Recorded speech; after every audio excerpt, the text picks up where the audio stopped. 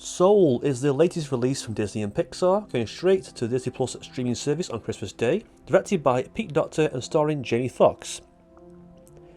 In Soul, we follow Joe, a struggling jazz musician stuck in a rut teaching music to uninspired kids. He finally finds his big break performing live at a gig in a jazz quartet, only to find it all turn upside down when a slide down a manhole leaves his soul lost in limbo in a place between life and death. Now, I had high hopes for this movie, as I do with pretty much all Pixar releases. All their movies, especially Toy Story, that was and still is one of the best animated movies of all time. All the way up to, I think, Coco was the last one I saw in the cinema, and I really love Coco. However, I didn't get any of that magic from Soul. There's some great material here, and despite excellent visuals and music, this film feels a little flat compared to their track record of outstanding movies. I'm going to start with what I think Soul did right in my opinion. So right off the bat, the animation here is simply stunning. The level of detail and everything, the lights, the textures, colours, people's skin, their hair. I really like how they made all the human characters look different. Some are short, tall, small, large. All the faces have different unique features. So a testament to Pixar's commitment to quality. The music also feels unique. It's got a great jazz vibe to it. You can hear it playing in the background quite often in the film, and when characters, in particular Joe, are playing, you can see the synchronization with the keys and the sounds being produced. It really is magical.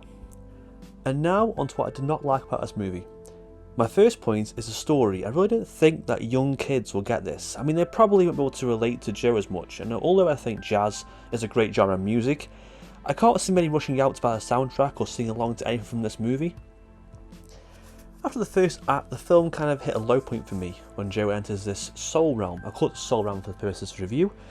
It didn't quite get some parts. I mean, he was supposed to have died by accident and then was travelling towards the light, but for some reason only he didn't want to go. I'm pretty sure most people who died that way would want to go back to their bodies, but anyway. So he fights his way out and breaks off into another section. And we get told how souls are made, and we start the classic explanation of the world that we get in so many Pixar films. This part of the movie, and this just past the halfway mark, is where the film really drags down for me. We get exposition after exposition from these constructs that help create and design the souls. Now this is interesting, don't get me wrong, we learn about souls starting off, they're kind of like toddlers who need nurturing, and they get sorted and given characteristics like some are selfless, some are creative, and they get to the part where they're given their spark. This is where souls have a mentor, which I assumed is the spirit of famous people like Abraham Lincoln, Mother Teresa for example, who help guide them and inspire them into gaining a spark, which is the last thing they need before they can head to Earth to live their full lives.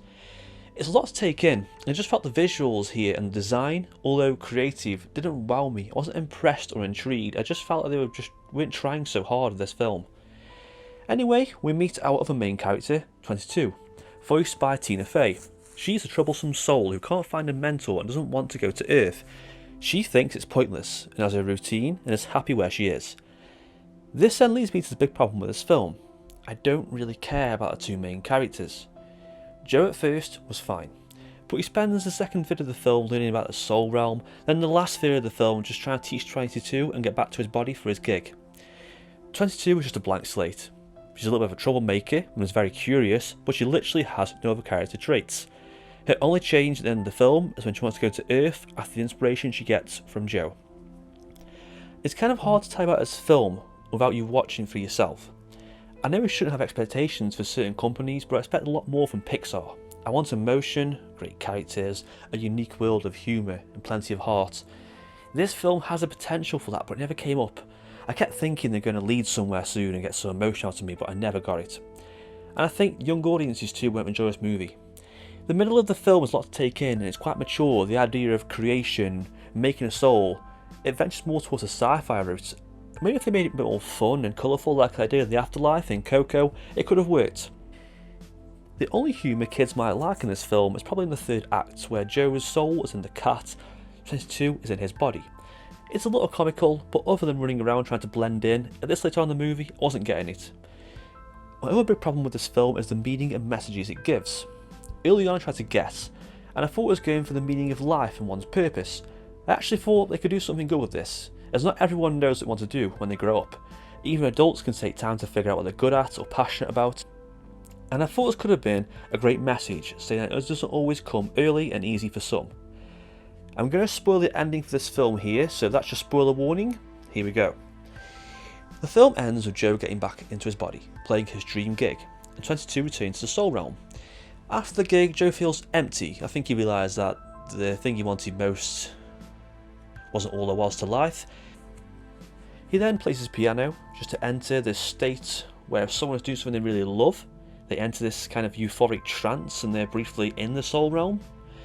He manages to find 22, is turned into a kind of monster, which we also learn that if people do something they love too much, they go too far, become kind of depressing, angry creatures in this realm.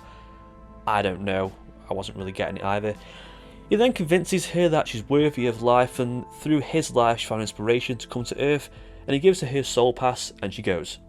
So I'm thinking Joe kind of gave up his life for another to have a chance at what maybe. We get some brief flashbacks of Joe growing up and his accomplishments, but I think they're trying to get some emotion out of me, but it felt sort of ham-fisted and too late on to really get anything from me. But then the construct character says, here, have another chance at life, make it a good one. And then Joe goes back to his body and just carries on. I think it was the mixture of boredom and confusion for this movie that killed it for me. Not much excitement, characters were a little dull, and although the animation was superb on Earth, the whole Soul Realm area was a little far-fetched and tedious after a while. Overall, Soul was a decent attempt at blending music and themes with purpose and creation, but just missed the mark for me. I give it an above average score of 6 out of 10. If anything, I compare this film to Coco.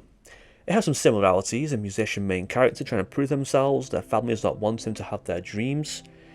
They create a world. I know Coco, it's the afterlife, it's a little different than the world Soul creates, but not only is the design and spectacle of Coco better, but it gets the emotions and flesh out the characters far better than Soul ever could.